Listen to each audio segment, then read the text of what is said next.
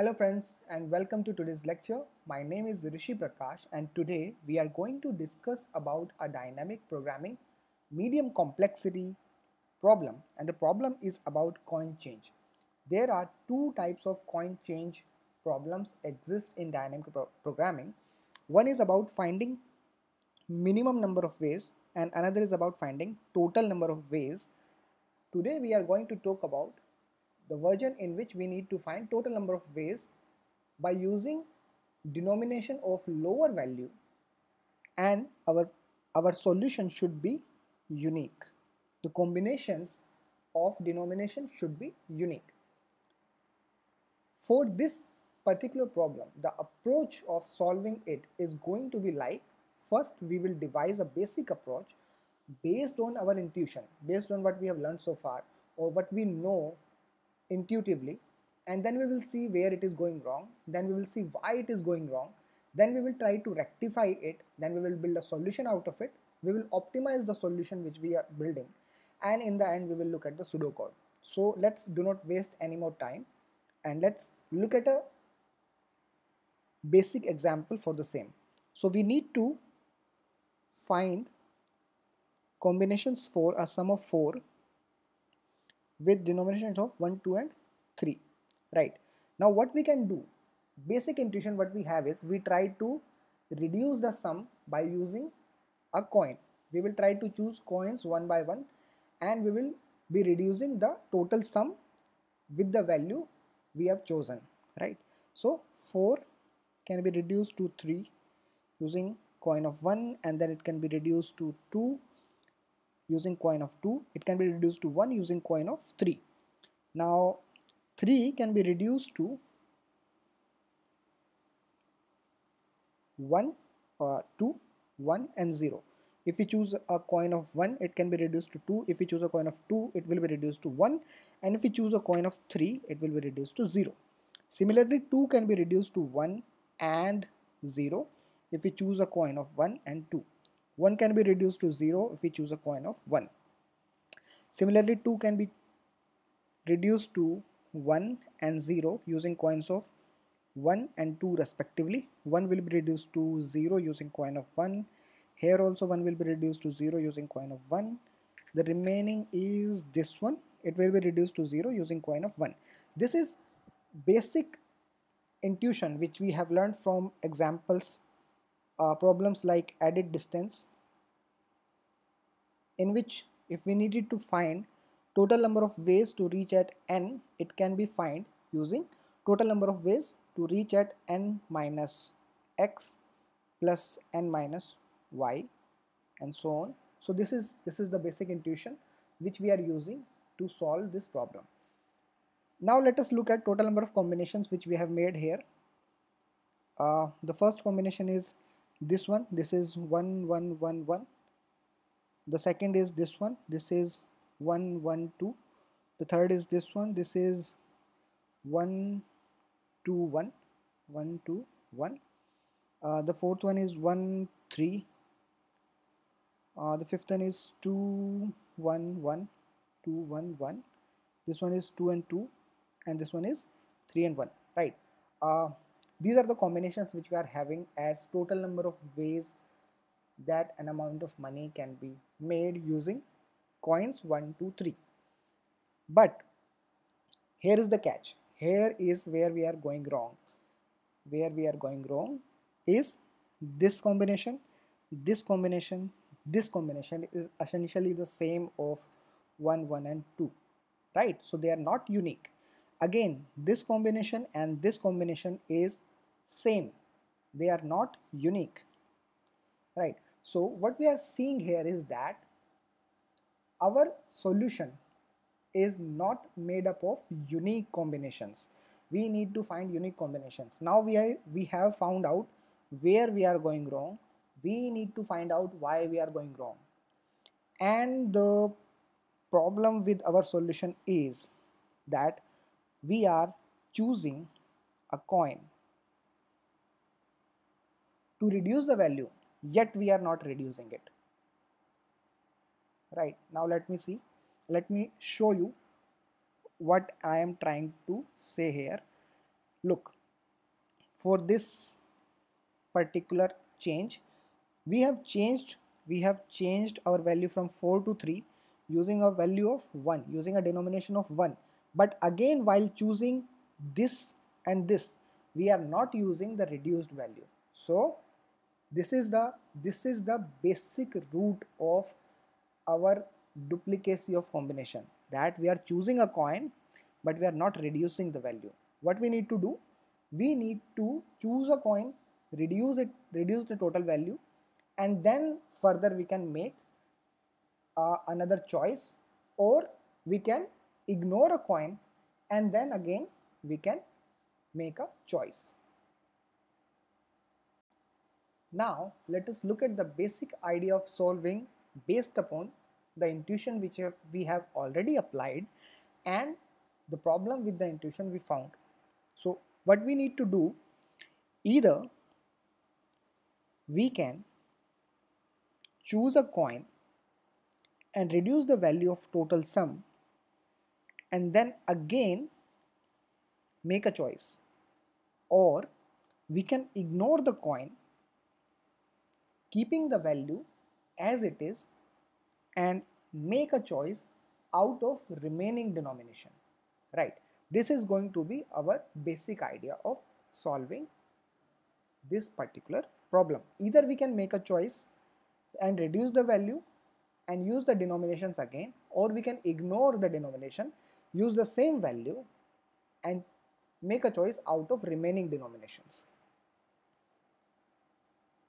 Let's try to calculate the value of this particular problem using dynamic programming. We are going to make a DP of sum plus 1 and total number of denominations plus 1 size, where the first row and column will represent when we have either no denominations available or we are trying to make a sum of 0, right? Now we need to look closely here, that if we are having no coins present and we are going to make a sum of 0, that is possible in one way. That means we do not make any choice. We have no coins and we need to create a sum of 0. We make no choice, so there exists one possible way. If we have coins available, then we can make a choice of not choosing any of them and still we can make a sum of 0. Hence, total number of ways are going to be 1, 1, 1. For sum of 1, 2, 3, 4, 5, if we are having no coins available, we cannot make a sum. Hence 0, 0, 0, 0 and 0. Now let us try to solve DP for higher subproblems using the subproblems which we have already calculated. Let's try to solve it for this particular block. We have a sum of 1 and we have a coin of 1. Either we can choose the coin, reduce the value, or we ignore the coin and not reduce the value. For these two, we have already computed the values. Let me show you where. For a sum of 0 and a coin of 1, we have computed the value here. For this one, we have computed a value here. Using the sum of both of the problems, we can create total value for this particular cell, that is going to be 1 plus 0, 1. Similarly, we can solve problems for this block, this block, this block and this block, right? Now let's see something interesting here. When we try to solve a problem, this problem for this particular block, we have a sum of 1 and we have more than one denominations available. That means we can make a choice on the first denomination or the second denomination. Now let's try to make a choice on the first denomination.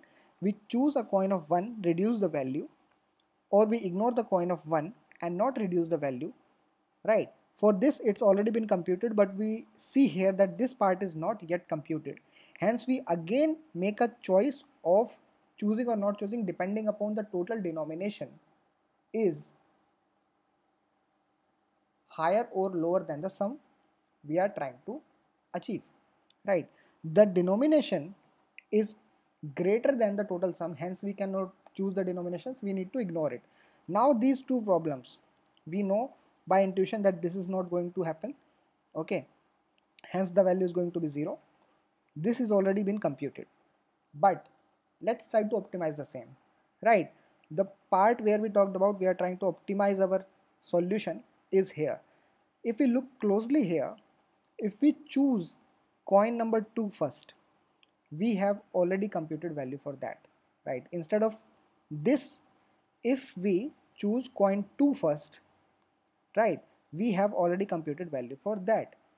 And from now on, what we are going to do, we are going to choose coins of higher denomination first, because we have already computed values for such combination, right? So here again, what we look at the same problem again. We have a sum of 1, we have a denomination of 1 and 2, we choose a denomination of 2, not possible in this case. Hence, for the right sub part where we say we are not going to choose, we are keeping the sum intact and moving ahead with lesser number of denominations. For this combination, the value is already computed. We take the value out of the cell, sum the total values and put the total answer back into the cell. Similarly, we will be computing total values for cells 3 with the denomination of 1 and 2, 5 with 1 and 2, and in the end, this cell, using the sub problems based upon what we have already computed, in this cell we will be having total number of ways to create this particular sum using the combinations uniquely, right?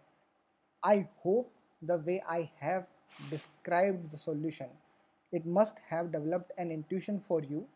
If not, let us try to look at the pseudocode for the same. So in the pseudocode, we see first we have created a DP of length coin value plus 1, the value which we are going to achieve, and total denomination available plus 1. Then we set this particular row as 1 and this particular row as 0. And then what we can do, we go to each cell.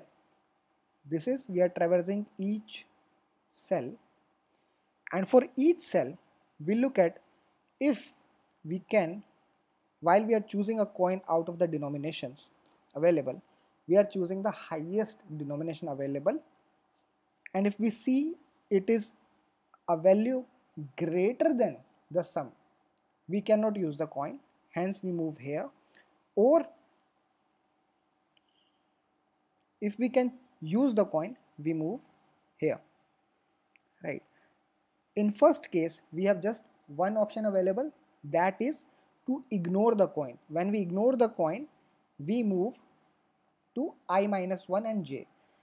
Or if we have a choice to ignore the coin or use the coin, we take a sum of them. This is how we are going to solve coin change problem. This is one of the most interesting problem in dynamic programming, and if you understand this particular problem, you can easily understand why edit distance is not giving unique combinations and what we need to modify in order to achieve unique combinations of total denominations available. Thank you.